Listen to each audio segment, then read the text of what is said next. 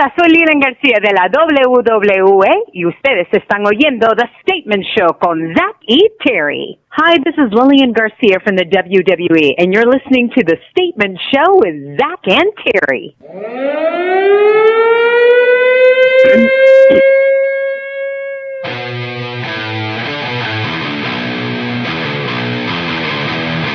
From the Night Shift Crew Studios in the DC metro area, this is The Statement Show.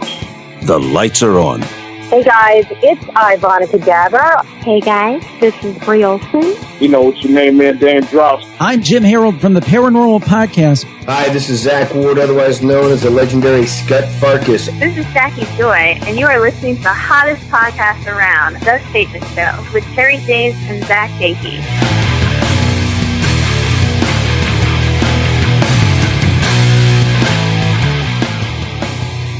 Welcome back to another edition of The Statement Show. I'm Terry James. And I'm Zach Gahey, and we're the podcast that fits in no category. Tonight, we have Lilian Garcia joining us on the show. Not only is she a very talented singer and performer, she's also the host and announcer of the most popular program on TV, WWE Monday Night RAW. Welcome, Lilian, to The Statement Show. Hey, how are you guys? We are doing fantastic. How about yourself? Doing awesome in California. Beautiful weather. It just couldn't be any better. What is the temperature up there right now? It's about, I think it's about 55, 60 right now because it's evening. But like during the day, it's been getting up literally in the 70s. It's crazy. She's just rubbing it in her face, Zach. I know, right? Hey, I used to live in New York City. I had my share of cold, let me tell you. Yeah, we just had some snow here yesterday. Well, this morning, actually, so it's just, ugh.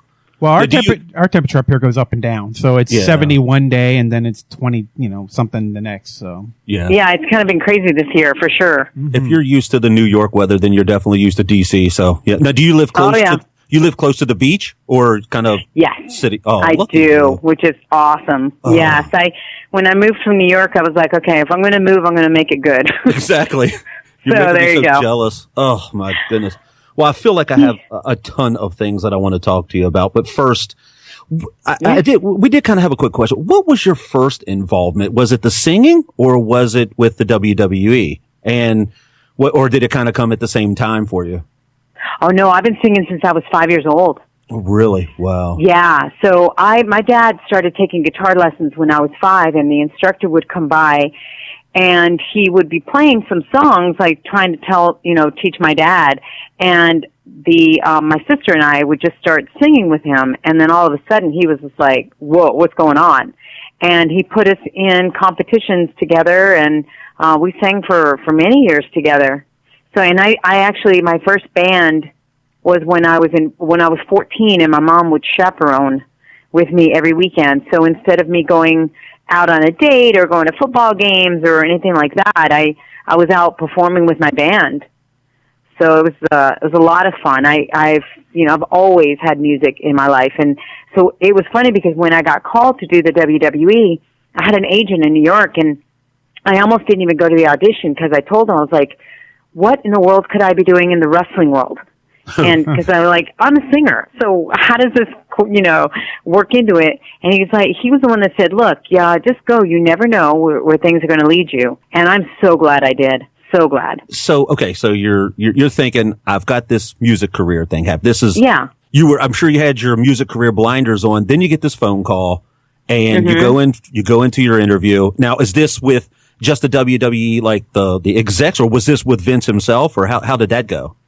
Well, this was at the studios in Stanford, and I walked in. There was a bunch of people in there. It was like a cold call audition kind of deal. They asked me. It was actually for the Univision. They were having this show. I think it was called Super Astros. Okay. I think that's what it was called. And they wanted to have like a backstage interview. At the time, I didn't know what it was for, but they wanted to have a backstage interviewer for the Spanish show. So I went in and I auditioned in Spanish, and then I left, and then they called me. That was on like a Thursday. They called my agent over the weekend, and they asked if I could come in on that Monday, but I was heading to San Francisco for another gig that I had. And my agent called him, and then all of a sudden everything went quiet. And then we found out that apparently Univision had found a girl already, and they didn't tell WWE. So some girl had already been chosen for it. So that opportunity went, and I was like, okay, so guess what? It wasn't meant to be. 6 months later, they called me back because part of the audition I did it in English. And 6 months later, they started the show SmackDown. And they needed somebody. And so the guy, Tommy Carlucci, remembered me, and he sent my tape over to Kevin Dunn's office and said, I think I have a girl for you to check out for SmackDown, because I know you need some people.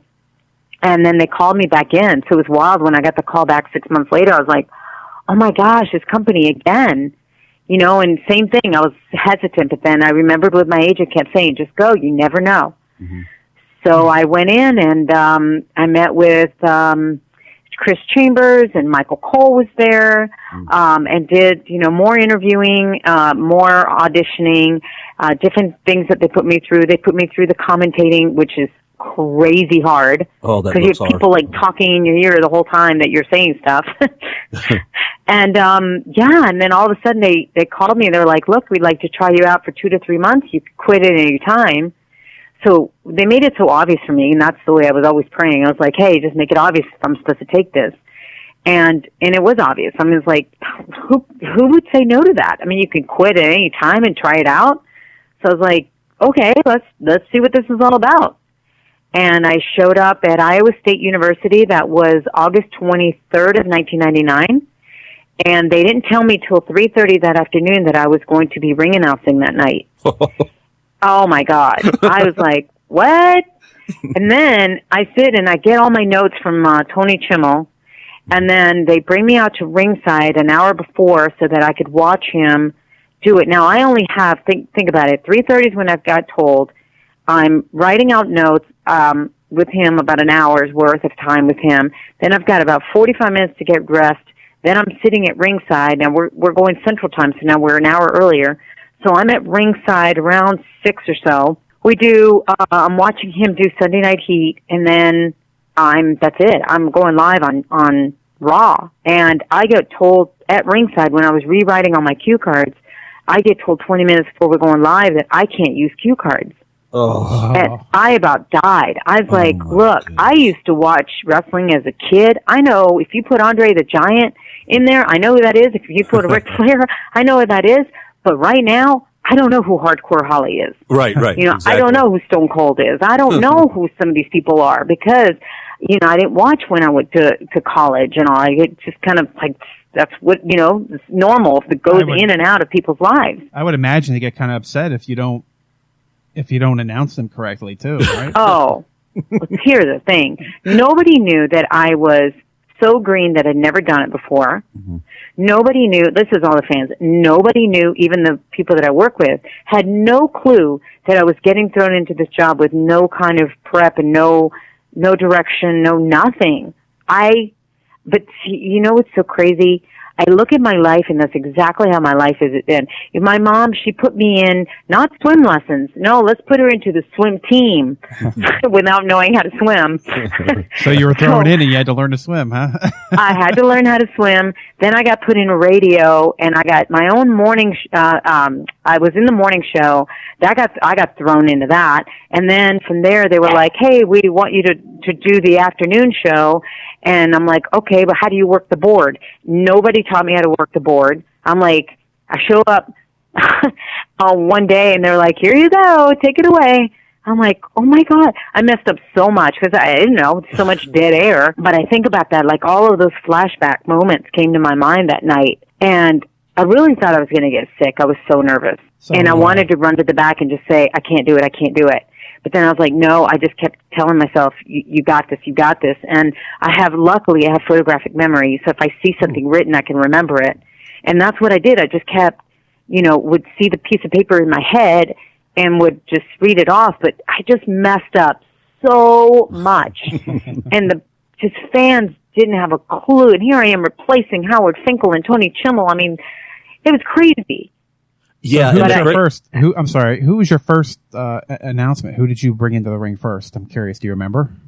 I don't remember my first announcement. I know that my first on air that they actually caught me with my name across was when I introduced Test. Oh, wow. Yeah, I know. Crazy, right? I mean, it's just the whole night was such a blur to me. And when somebody found it and I listened back to it, and I was like, oh my gosh, how did they even bring me back the next week? And not only that, Lillian, but you were replacing Howard Finkel, and Fink was so legendary with wrestling. And, you know, I mean, and even with yourself, because I've been to several live events, and I know, like, even with the Raws and when they introduce you, you sometimes get just as big of a pop as a lot of the other wrestlers. It's amazing how much the fans just adore you and love you. It's crazy. Oh, man. Well, I feel very blessed, and I feel the same way about the fans. I mean, when I left back in, I think it was 2009, and I left for 2 years, I missed it so bad that in majority, I missed everybody I worked with. I missed the travel. I missed the fans. So it's a mutual feeling that I have for sure. You travel as much as the performers do? I mean, you do as much as... No. So you don't do the house or anything, right? I don't. Well, I do every now and then. Mm-hmm. I will do some, especially if they're here to the West Coast or if they need my help, to fill in. I'll do the international tours. I'm getting ready to do one in April. So we'll be going around, to all over Europe and the UK. But I don't know how to do it. And, I'm married, and I particularly don't want to be on the road 300 plus dates a year. Mm-hmm. It's a lot. And I really do admire them, because not only are they on the road, and the road itself is just tough. I mean, lugging luggage and being in the planes and all that, it sounds glamorous, but let me tell you, it really does take a toll on your body. And those planes are not comfortable. Yeah, right. and they're getting worse. There's no leg room, no nothing. Oh, they're getting smaller and more expensive. Yeah, it is. Yeah. I don't know how some of those big guys fit in those seats. Yeah, I heard a lot of these performers, they're on the road for over 300 days a year or something like that. I don't know how they do it. I really do. Well, that's what I'm saying. Oh, and I feel like that's also why I've been able to last there longer, because I haven't been on the road 300 plus dates a year. I don't know that I would have, that's 17 years ago. I mean, I've only had a 2-year break, so I've been on the road for 15 years. I don't think a lot of people understand the kind of travel crazy schedule that you all have to take care of. So my goodness. I think maybe, for instance, me and my wife got addicted to a show, Total Divas. We watch it every week. Oh yeah, it's great. Oh yeah, it's very popular, and it kind of gives you that. I think some people they don't really know what the show is about, but it gives you a really inside look at wrestling. Yeah. So, and it gives you, shows you what their schedules are like and the crazy stuff they have to deal with. And have you been on that show? Are we going to see you on there anytime, you think? Yeah, I have. I've made a few cameos here and there. Mm-hmm. So, it always depends on, I did an appearance with Eva Marie for Susan Giacomin, and, she was involved in the storyline with the girls, and there was a little bit of a lie, and I kind of got the gist of it and kind of got in it, and I was like, next thing you knew, I was in between Eva and Bree and this and that. I'm like, oh my God, what? I can't really picture what moment it is, because I think every episode there's heat with them. So Eva Marie is not really getting along with anybody. It seems I think she was. She absolutely was. That's the thing. And there was just something that happened, and there was just a little bit of a lie, and she ended up, apologizing and straightening up later and everything like that. But it was, it all played out in front of the cameras. Oh, sure. Do you have a favorite? Or do you not really want to go there? No, I'll be honest with you. I mean, I traveled with Trish Stratus for 7 years with her. That was when I was doing both Raw and SmackDown before they split the shows. Okay. So when I was doing Raw and SmackDown, I had to even travel more. And so I got to, Trish and I were on the road a lot together, going from town to town. Now, when they split the shows, they split us announcers. So now I only have to do Raw. Okay. I don't have that. I mean, I love all the girls there. I get along with them, every single one.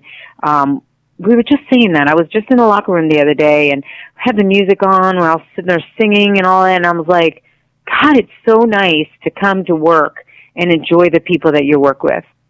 Oh, yeah. Yeah, you don't have that in a lot of places, more or less just somewhere where you see someone as much as you guys do. Yeah. That's good stuff. Well, that makes things tolerable, too. You can get through your... Yeah. So, and sometimes that's hard with girls. You know, there's like a typical, you know, growing up in high school and all that. Sometimes it wasn't so easy for me. Yeah, there's a lot of cattiness, right? There was so much cattiness, and, right? And I came from Spain, and so I was different already. And so for me, it was a little tough when I first got here. So now being in a locker room full of other girls and seeing the team, you know, mentality and how we all get along really well and help each other. And I remember the other day, Charlotte was going to wear this dress, and she put it on, and she was like, "Oh, I don't think this is right." Now, I'm one of those people, everybody knows to come to me if they want the truth. I will say it nicely, but I will definitely tell you the truth, because I'm not going to let you look like a fool. Okay. And so she looked at me and I said, "No, it's way too." It was a pink dress, and I was like, "It's this. Your character would never wear this." And next thing you know, she's like, "Oh my God, do you have a black skirt?" I'm like, "Yeah, try this." And then she had a top, and then someone else is suggesting giving her a belt, and you know, next thing you knew, we were all helping and chipping in and getting her put together for the show. And it seems, and she was so grateful, and it was just so nice to see that among all of us, you know. And I've done that many times. I'm like, "Oh my gosh, I got to do the shoot, and I didn't know, and I don't have a dress. Does anybody have anything?" And next thing you know, I've got 5 dresses in front of me from all the girls. So it's really cool. Yeah, it's kind of funny that you mentioned the character aspect of everything, because even though you are Lilian Garcia and you are the ring announcer in your own way, you're kind of a character in that whole entire thing too. Because I remember back when you were backstage and you used to do the interviews, and there was the whole. When The Rock was at the at the pinnacle of The Rock, and you know, that's and he would do the whole you know, the people strudel to you and all that kind of. Now, let me ask you this: was that something? Did he kind of come with you before that and say, "Look, I'm going to say this," or was it like complete surprise that he said? Is it normal Rock just doing what he wants to do, or because The Rock seems like he's like so super cool, he seems like the greatest person in the world, but I was just kind of trying to figure out. We had such a good time working together, and I just remember some of those interviews. I mean, we had some classic interviews. You did. And I just remember sometimes he would like look at me and go, "Look, just go with this. Just go with this. Whatever I send you." I'm like, done, done and done. I had a trust with him. I had a trust with the writer. You know, and I there was just something that was, I feel like, really cool and fun with our chemistry, and so I just went with it. Yeah, I remember I was at a Raw one time. This was years back. This was, it was Stone Cold, The Rock, and Mankind was in the ring. And then they called you into the ring, and you all were drinking beers and carrying on with you. This was so far after. I mean, this was after it went off. This was after the lights went off. Yeah, after Raw. They kept on going. And as a matter of fact, I think it's escaping me right now, but I believe it was Stone Cold that was looking down at the guys, at the production guys going, "What, you're telling me I got to go? You're trying to tell me I got to leave right now?" You know, that just seems like so much fun when you guys can do things like that. It was so ad-libbed, and you look like you were having so much fun with those guys. There was a time there that after every single show, as soon as he knew that I could drink beer and that I was willing to like have fun and have him pour beer, you know, and all of this, and as soon as he knew that, there was a time, literally, you know, I think it was like a solid year or something, that after Raw, some little skit was going to happen, and beer was going to be part of that. And me in the middle of the ring with beer all over me, it was going to be part of that. And I got to tell you, it was so much fun. And it ended up in some of the, I think it's called Raw After Dark, or it's, if there's a DVD. Okay. That's specifically on that, what happened with Raw. Yeah, after it went off the air. There's a whole DVD on it, and it's probably on the network now. And sure enough, it's funny because I don't know if you ever saw this or not. There's one part where Stone Cold gets down on one knee, and it looks like he's going to propose. And he's like, "Lillian, will you go get me another beer?" That sounds like him. That's so classic. Oh, it's great. It's great. Those are like the golden years too. You don't really see that much. I remember, I think if you go to a live event, like one of the TV tapings, I went to a Monday Night Raw, and I got to see some of my favorites, John Cena, and at the time, actually, I think he'll always be one of my favorites is Kurt Angle. Me too. I love Kurt. Yeah, my all time is always going to be Bret Hart. I don't think that'll ever change. But as soon as Bret was out, it was like Kurt came in to the picture, and he always came off funny, and he always did these great skits, but he's a great performer too, and he brings everything he has to it. And one of the standout performances for me is in WrestleMania with Shawn Michaels. I love that match. Yes. But when I saw him on Monday Night Raw, he had a match, and then after the show went off the air, John Cena was done with it. He had come out and he was kind of talking to everybody, or just like a short little thing. And he said, "You guys don't want to go home, do you?" And he says, "I tell you what, let's have another match." And this is after the show was over, and Kurt Angle's music hit, and he came out, and they had this like 20-minute match. And I'm like, totally, just for the fans that were there, it was like they give that little bit of extra. So if you go to a live event, you are getting more than what you see on TV. They always give a little extra, which is kind of cool. Exactly right. Mm-hmm. Well, this is the way that the best thing that I think is really cool we do. When you go to a live event that's non-televised, let's say it's either on a Friday, Saturday, or Sunday night.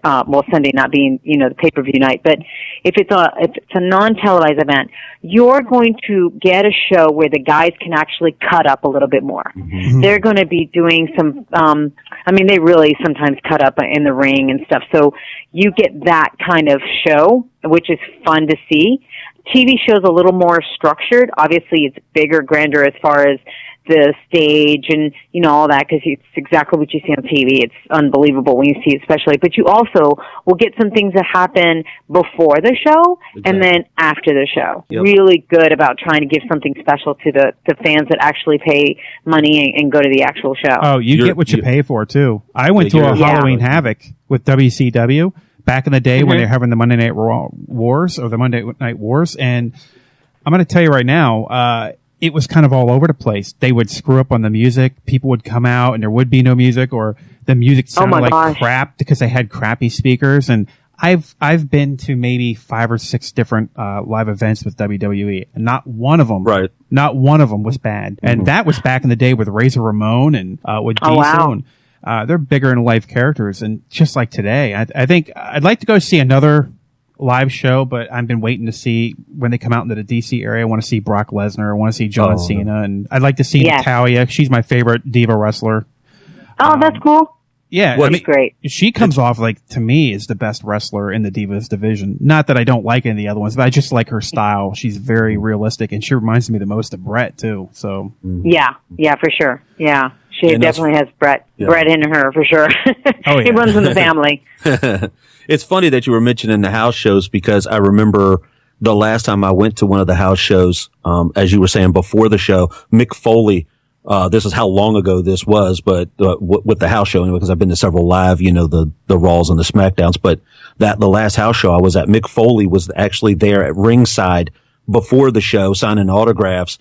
And again, like you were saying, that's just something you will not get with Raw or SmackDown. It was just so, you don't get the fireworks. You don't get all the, the really cool things that Raw and SmackDown have, but there's that sort of that sense of a small family feel to it when you go to the live events. Sure.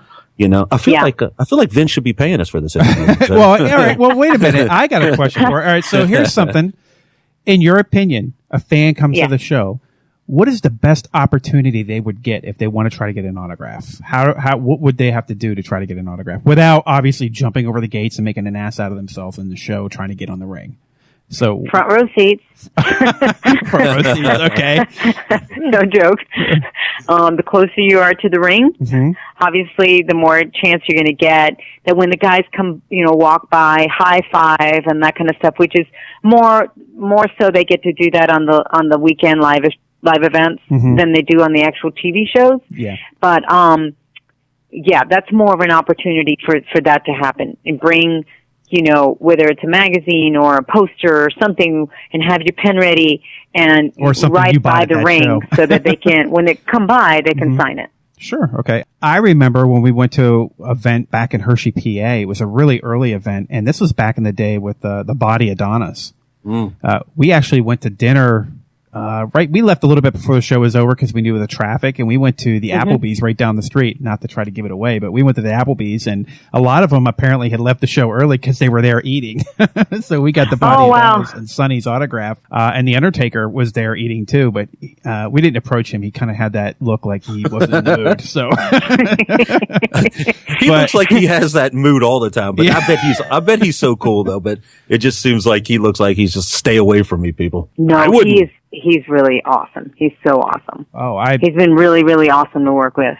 I bet. All right. So I looked at your website, and and of course there were some charitable events that you do. Can you give us a little explanation about that? Well, there's a few that I actually have done throughout the years. That I just finished visiting the Akron Children's Hospital in Cleveland. That came through, I was doing the Lopin. I do the Lopin golf charity event every year, and it's to raise money for the Akron Children's Hospital there in Akron, Ohio. And I've gotten to know so many people there, Dr. Horde and the nurses and all, and it's just such a great organization. And the kids, oh my gosh, visiting the kids at the hospital, it really will put perspective, into your life, and don't complain about, whether there's leg room in the plane or this or that, and so every year when I go, I always, auction off. WWE is really great at giving me something to auction off, and the past few years it's been either tickets to a show or they'll throw in where next time we're in Cleveland, I'll bring some of the superstars with me to the hospital. And that's what we just did. And I brought in the New Day. Okay. So we went, and the four of us visited the kids. It was awesome. And New Day was great. They were passing around their unicorns and all. And the sick kids, it's just something to brighten them up. And so we just did that. And then I did Reading Across America. That was celebrating Dr. Seuss, his birthday. Okay. It's always in his year, and it's, just promoting how reading is so important and can be so much fun.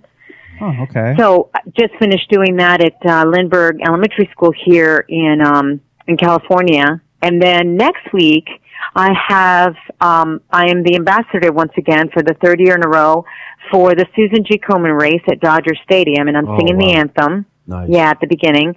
So I'm going to be doing a hard push this week, raising money and building my team and all of that for next Saturday. You've sang the national anthem for just about everybody, haven't you? I have sang that a lot. I'm assuming you can't miss. You got it down pat.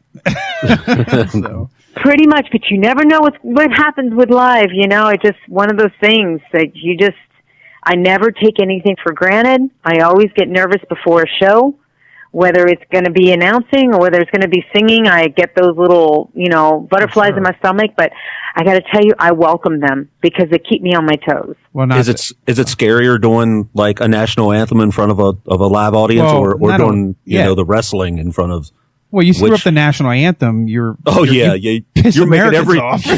You're making every YouTube clip in the world if you mess up the national. Yeah. Right next to Roseanne. Sports Center. Yeah.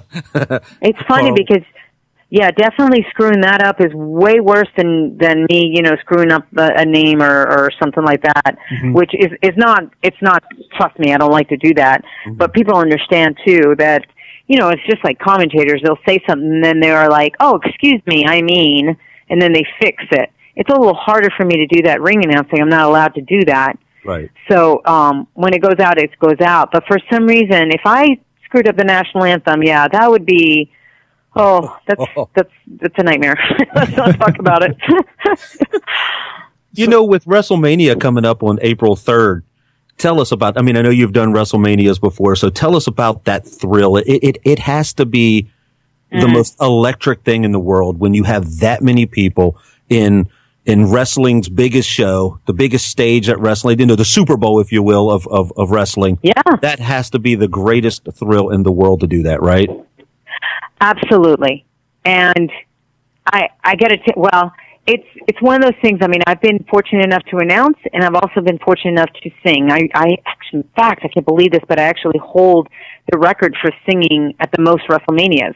I was tied with Aretha Franklin before they asked me to do it for the third time. But I was just, wow.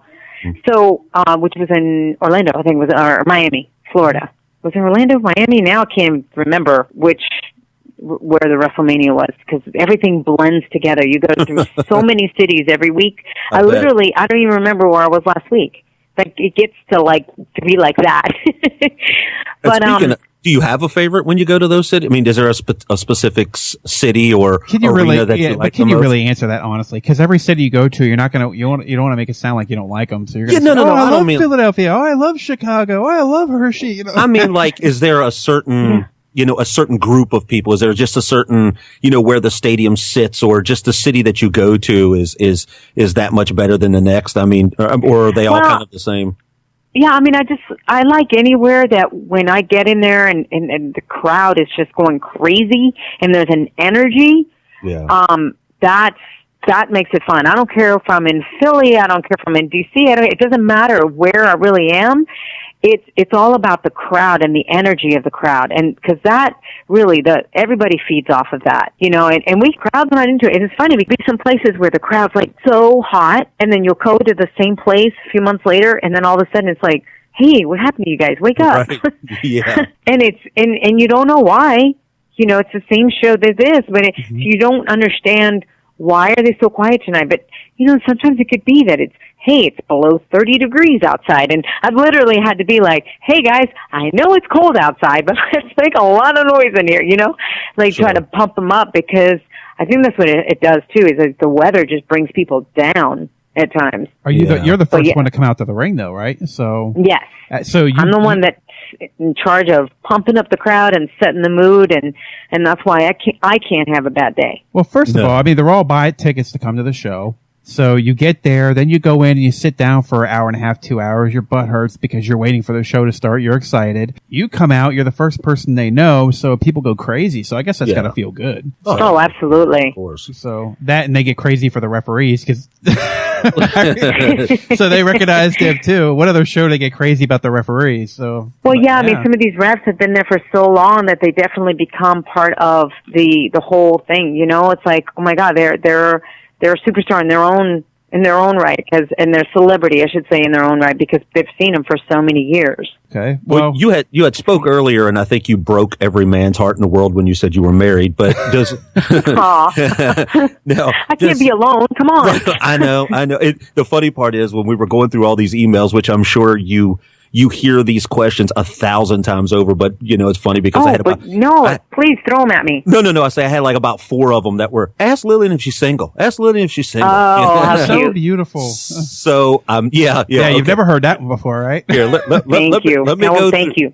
Let me knock out about half of them for you, Lillian. Lillian, are you single? Lillian, you're beautiful. Lillian, you're beautiful. Lillian, are you single? Will you marry me, Lillian? So there you go. There's ask your husband, though, I'm sure. Yeah.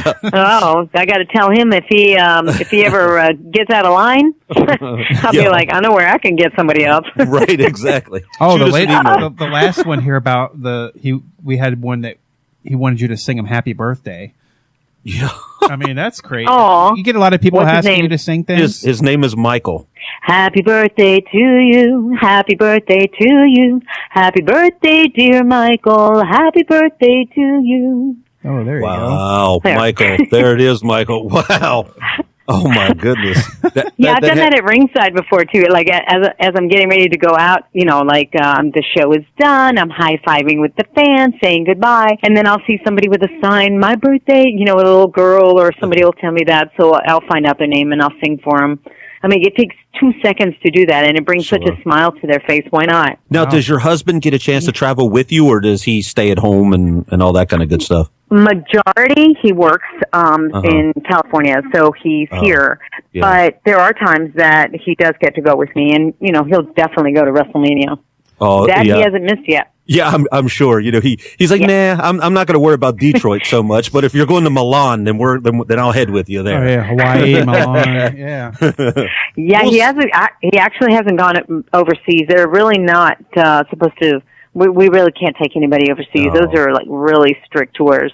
Right. Oh, yeah, they went this last show that I saw with Brock Lesnar in Japan. They really went crazy over there. They really take they take wrestling seriously over there. Oh my gosh, we show up there, and I swear to you, it's like the Beatles have just come into town or something. Like, or I mean, it's crazy. I mean, there's so much security at the airport.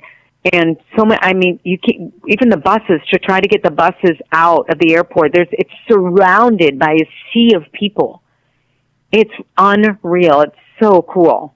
Huh. And yet, and this is the crazy thing, when we're actually wrestling, the crowd is really quiet. But that's because they have a whole respect, and when you see somebody up on the screen and they're doing one of their the promos or something, you can hear a pin drop because they don't want to miss anything. Right. It's unreal. It's a different culture, different. I don't know. It's a different experience, but it's so cool. It is. It's completely different because over here, I grew up as a wrestling fan, and obviously with having kids, they got into wrestling and so on and so forth. And, you listen to so many people, especially here in the States, if they're not into wrestling, then it's always the same thing. Why do you watch it? It's fake. It's fake. It's fake. Well, what are you watching that's so real? I don't understand that, what I mean? I never understood that because I've never grasped that concept. Did you go see the Marvel movies? Have you gone to see any movie? Have you gone to see, unless you're watching a documentary, which is still a little bit sometimes shaky, right. Loved, I'm like, I don't understand your whole concept. Oh, I can't watch it because it's not real. That's crazy. I agree. People overanalyze everything, and they talk about one thing I would say is one thing I will say is their aches and pains. Those aren't fake. Right. It looks, and I feel for them because they're constantly in pain. Yeah, because it's unreal. Well, there are modern day gladiators of today. Yeah, yeah. There's nothing fake about when you're running and you jump outside the ring and you're landing on a table or a ladder or a chair. I don't care, if these guys are basically stuntmen. It still hurts. There's no way it doesn't. It still hurts. Absolutely. No ways around that. You should have seen Roman Reigns' nose backstage the other day after Triple H got a hold of it. Oh my Lord. Well, you saw John Cena's nose. They just showed that on Total Divas. I think it was a week or so ago. They showed him taking a knee to the face. And he finished the match. His nose was sideways. I know. There's no faking that, and he still finished the match. I would have been crying like a baby. So. Me too.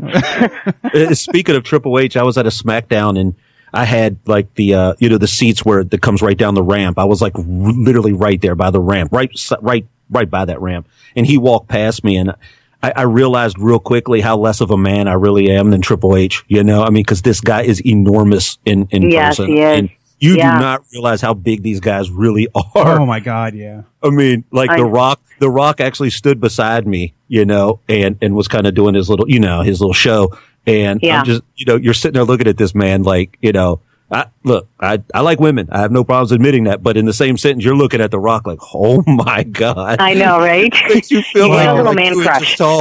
I mean, he's my wrestling man crush, no doubt about it. My brother's favorite wrestler for the longest time was Batista, and he's from DC out here, and his son was, I think it was his daughter or his son, I'm not really sure which one. My brother told me he had taken his son to school and they were having a parents' night, and apparently at the time one of Dave's kids was in the same school and it was in the same room, and my brother said he could not stop watching him, and his wife told me that it was literally like he was looking at a hot woman. It was just, he had such a man crush. He couldn't, it's Batista. I'm like, you should have went up to him. I'm sure he would have enjoyed that. So that's funny. Oh my gosh. I love it. Little bromance. Yeah, I know. It's kind of funny. But when you see him up close, it's like, oh my God. I mean, I can still remember seeing the old time wrestlers. I think, to me, though, the biggest difference between the era of say Razor Ramon, Hulk Hogan, and some of the early wrestlers, Big John Studd, and as opposed to today's wrestlers, are that it seems like they have a healthier living style. Mm-hmm. They take care of themselves better. They eat healthier. Yeah, I would definitely say there's a different mentality. I know that the wellness program did a lot. Mm-hmm. I know they're very, very strict about that, and it's great because. It's really helped the guys to Now, to know that they're all like on the same playing field, in other words, they all can be healthy, they all can be, and they don't have to be taking all this stuff to try to look so perfect, because that was the thing that everybody's body, like the pressure of trying to look perfect, even for the guys. I mean, the women already feel that pressure every day, no matter what. Sure. And then the guys, when they sign up for a job like this, where their bodies are the looked at number one thing, it's the pressure of that. Like, I got to find a way to build muscles and to do this and that.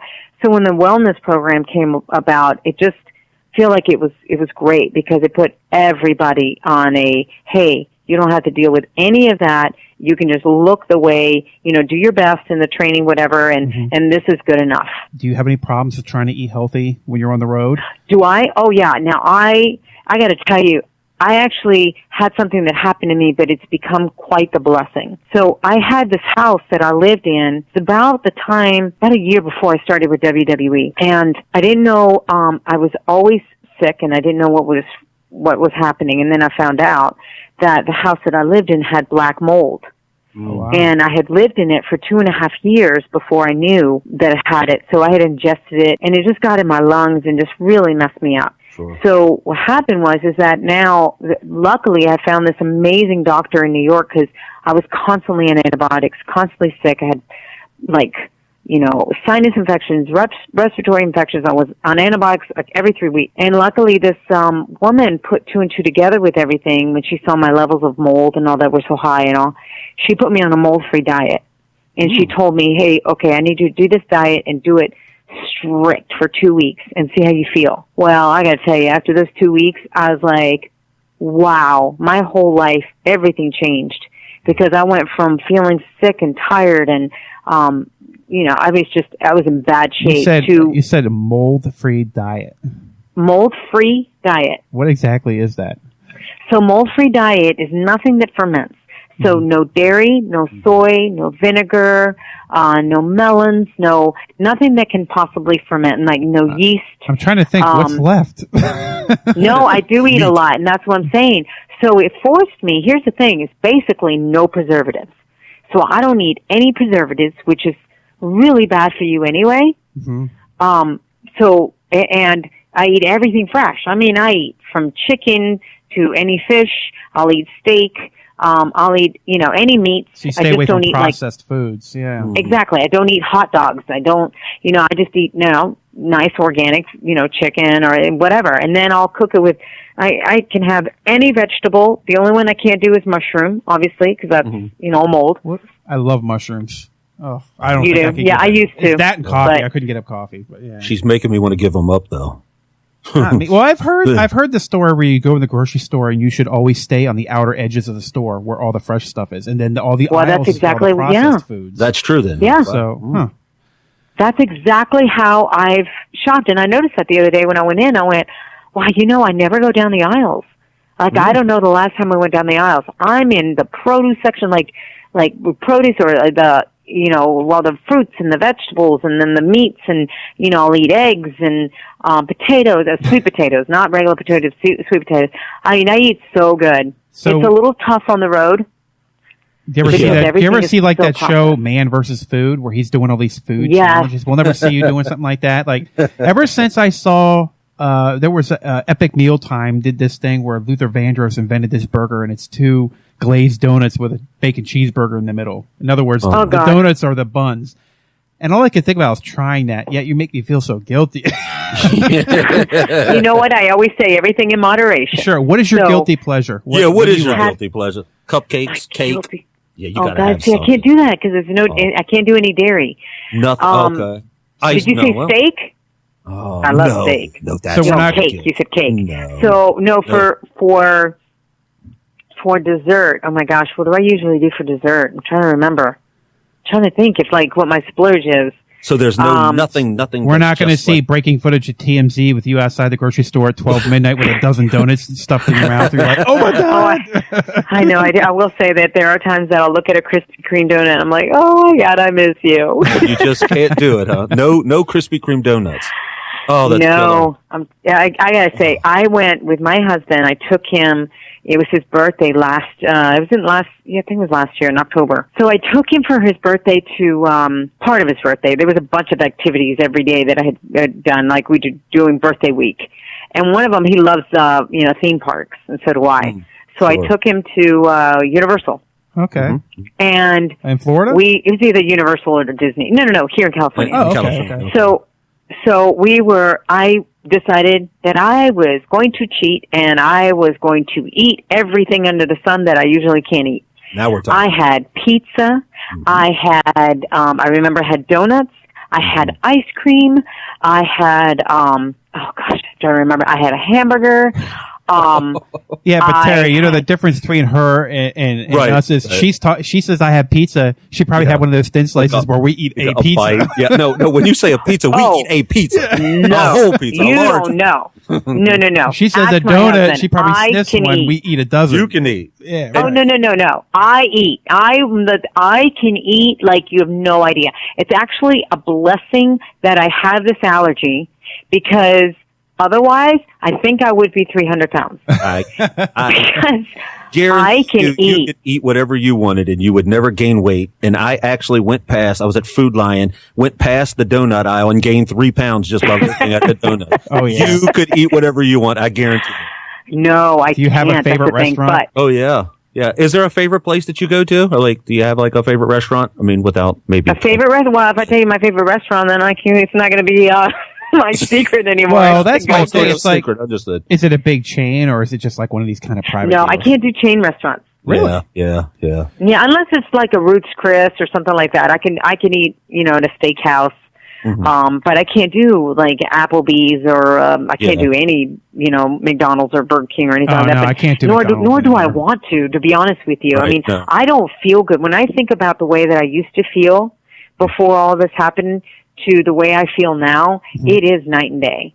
Oh, I need your plan. So I said it's a blessing, and I've gotten used to it, and for me, it doesn't bother me one bit anymore. But I was going to say, so on my day that I cheated like that, you have no idea. By the time I was going home, I looked at my husband and I was like, oh my gosh, I don't know, what have I done? What have I done? Because I'm starting to feel really, really sick. My sinuses start clogging up. It turned, you know what happened? It turned into not only a respiratory infection, it turned into bronchitis. Are you serious? Yeah. See, I don't catch that. The crazy thing is I don't catch the common cold, the flu. I don't get flu shots. I don't get sick from the normal thing.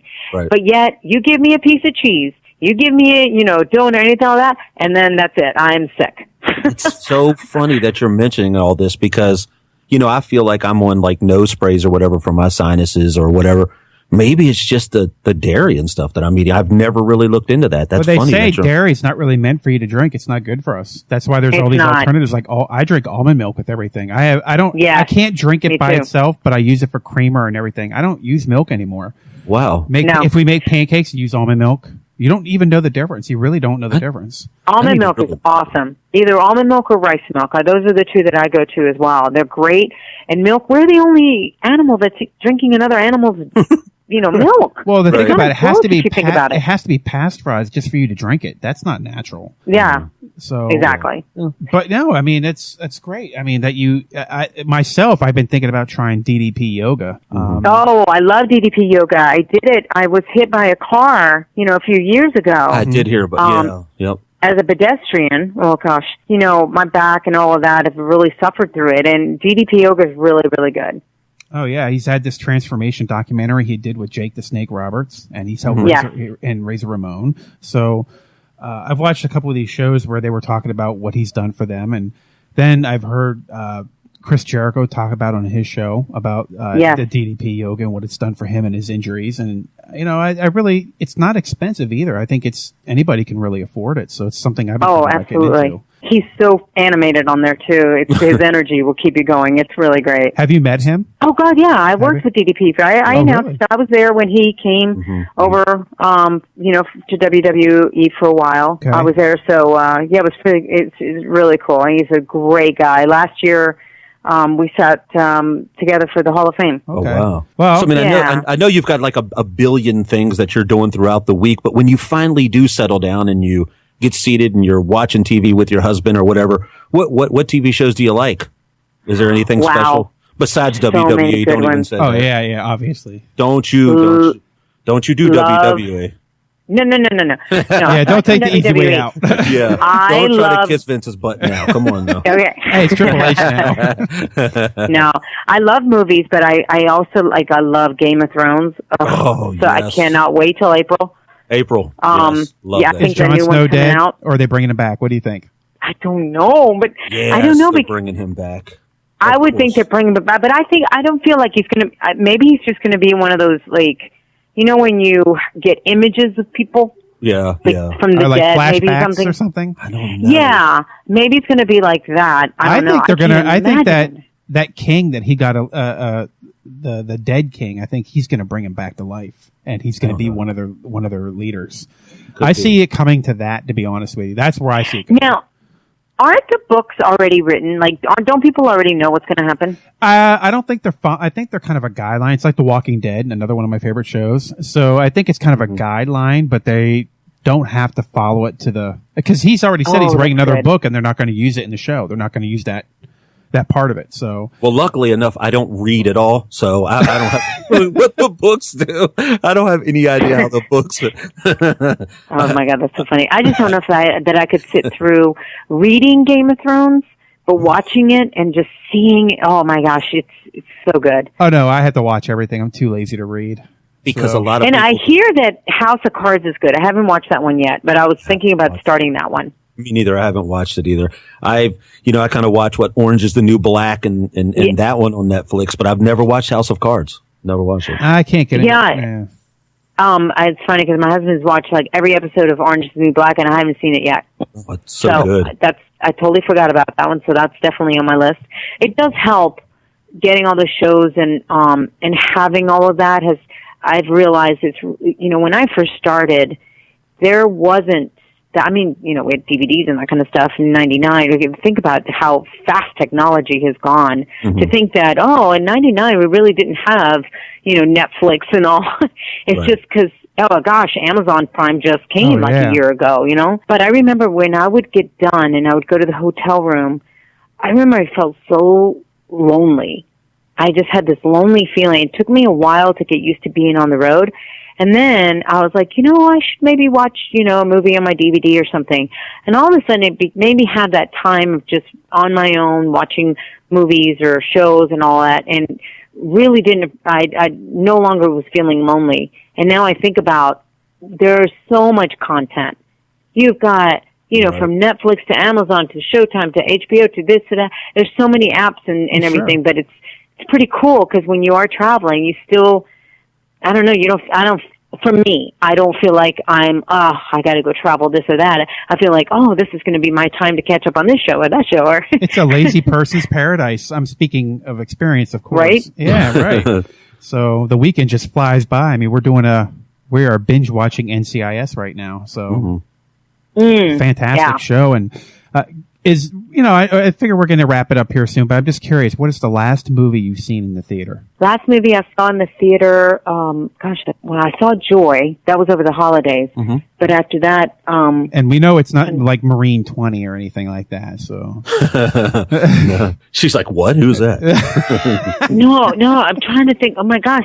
Star Wars. That's what it was. Yes, fantastic. Logical choice. I took my daughter to that, and that's a fantastic movie. And the next one's going to be so great. Good. But Deadpool, it felt like I was back to the original Star Wars, the way it should be. It was so good. Yes, exactly. It had that mechanical feel. It had that genuine feeling, and I really liked it. So it was great. I shared that with my daughter, and she loved it too. Now she's all into Star Wars. The one that I want to go see.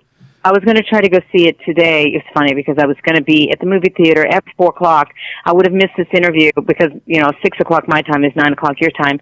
And things, kind of like worked out where I didn't get to go. And then all of a sudden that spotlight, that light bulb went off. And I was like, oh my gosh, don't forget, you got your interview. I had already set my alarm this morning. but I was going to be seeing Deadpool. Oh my God, you got to go see it. I saw it. Yeah? You'll love it. I hear it's so good. It's one of those types, I mean, the whole theater stayed until the very end to see that last little shot. And it really wasn't anything except, I don't want to ruin it for you, but this movie was designed for Ryan Reynolds and his smart ass comments. It's perfect and it's a hard R. And there was a lot of swearing in it. I'm glad I didn't take my daughter, but my wife surprised me. It's not her type of movie, but she went and saw it with me because I painfully went and saw 50 Shades of Grey with her. Oh, good. So, but she wouldn't. I don't even know how you did that. What did you do that for, Zach? It was about sex. I haven't seen that or read the books, actually. Well, it was about sex, so I did push through. So. Oh, there you go. But Deadpool, I mean, it was very funny. I mean, Deadpool is really funny. So even the beginning opening credits, I mean, it's not your normal credits. No, it's not. But when you see it, you'll see good. Okay. No, definitely. When we're done with this interview, just drop what you're doing and go see it. It's that simple. Yeah, right. It's so good. It really is. That or The Force Awakens. Just go see it again because once is enough. Yeah. I know I'm going to see it. That's going to be out DVD in like 2 years because it's got a great run going in the theater right now. Yeah. All right, I got one more quick question. I know we're pushing it here, and that's what we'd like to do anyway. But are we going to see you on maybe? I'd like to personally see you on like one of the guest spots on Total Divas. Like, you know how they seem to do like a new girl every show. Like they add one or two and take a couple off. Yeah. I'd like to see you on there at some point. You think that'll ever happen? I appreciate that. You know, you never know with this company. There's been so many things that happen just out of the blue. Mm-hmm. So, you know, I think maybe if they start getting requests or something from fans to have me on there, that definitely wouldn't hurt. And you never know what they're looking for.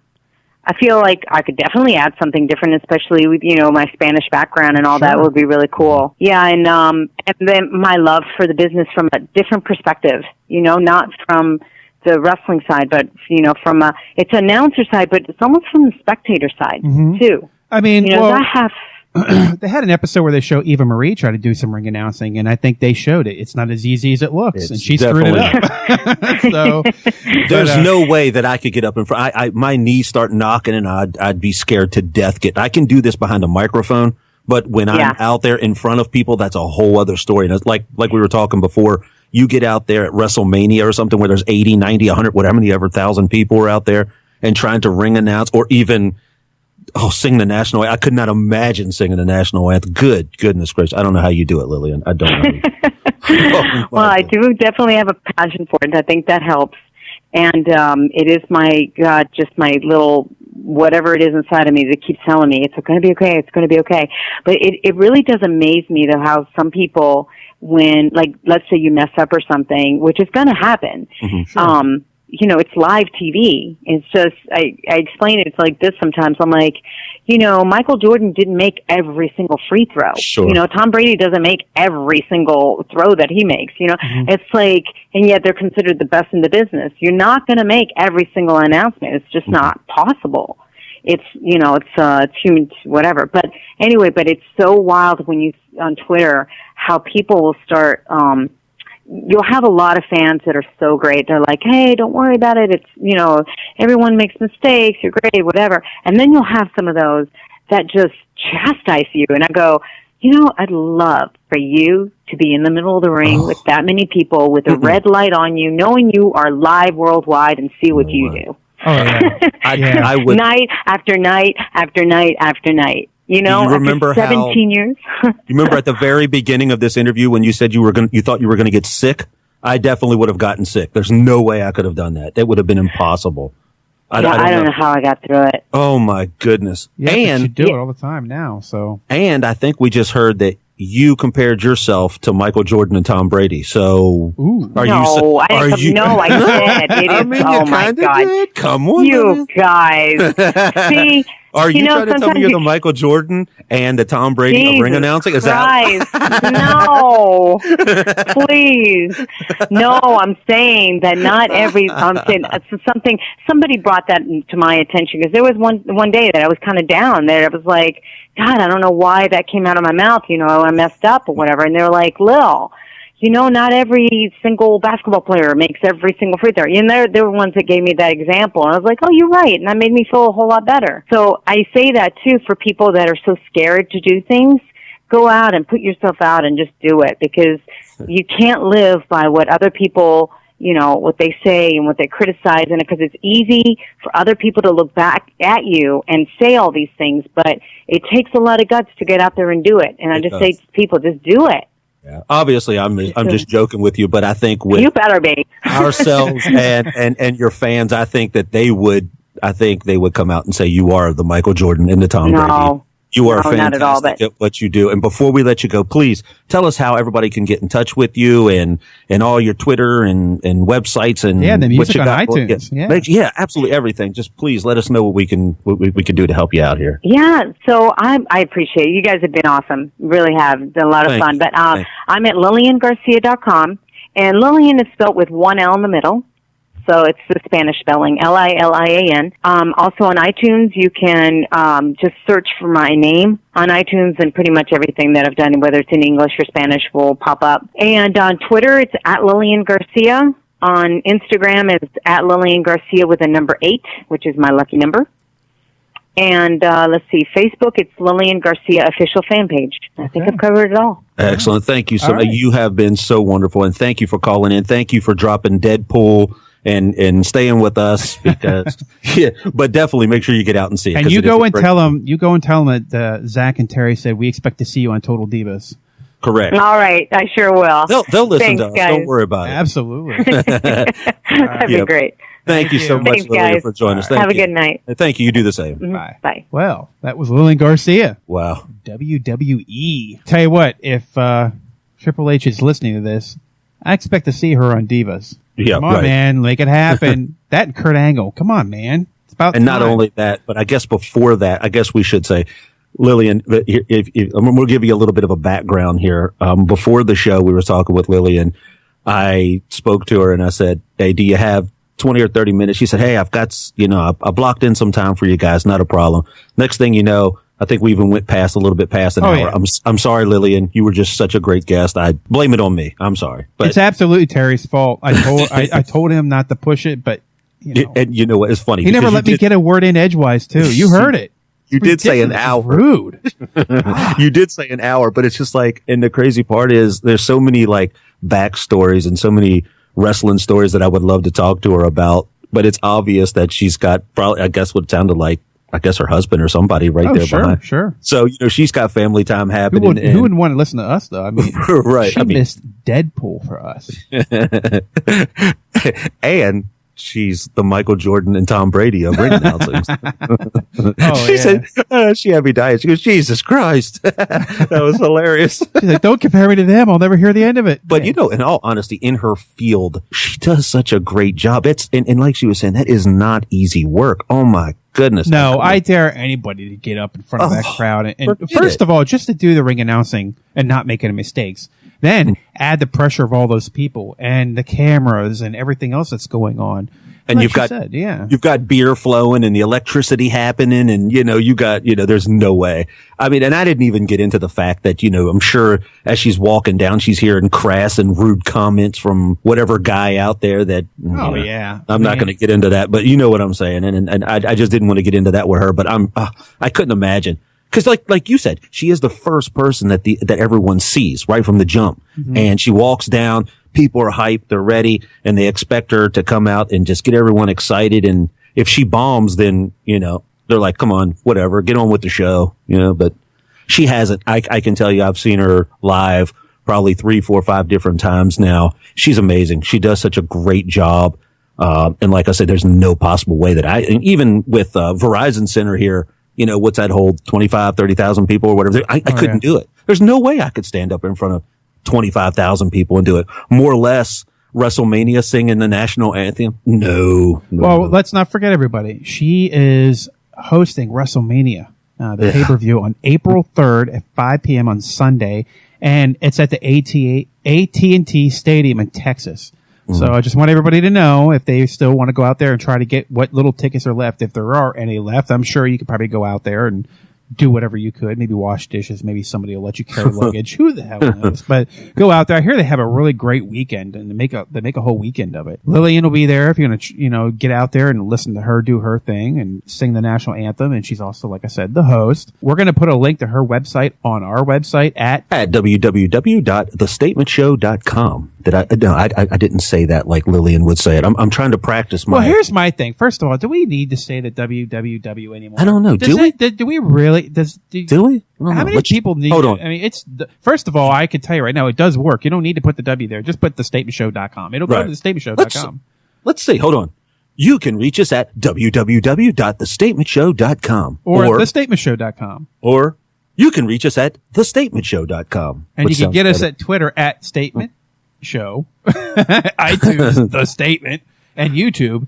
And of course, we already know that you're not going to see anything new on YouTube because Terry still hasn't gotten around to updating it. I have, man. Have you? Lisa Wilcox is up there. Yeah, that shows you that you're not paying attention. Well, I guess it hasn't been touched in so long. I was just taking it for granted that it was never going to get done. That's what you get for taking it for granted. You know what assuming means, right? All right. So this is a long enough show here because you're boring me and I'm getting kind of tired of it. Yeah. No, we don't want to talk. Nobody wants to hear us talk. Thank you, Lillian, for joining us. Absolutely. So that's thestatementshow.com. You can go to podcast tab and you can see Lillian's interview. Follow us on Twitter at Statement Show. We're on iTunes, The Statement.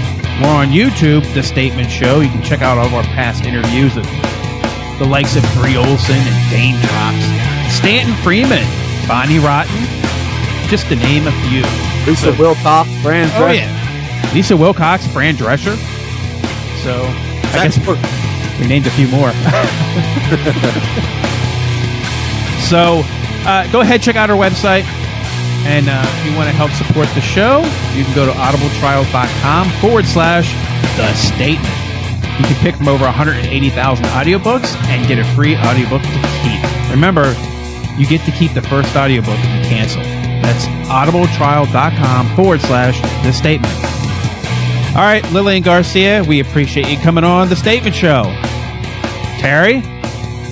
See ya. The lights are out.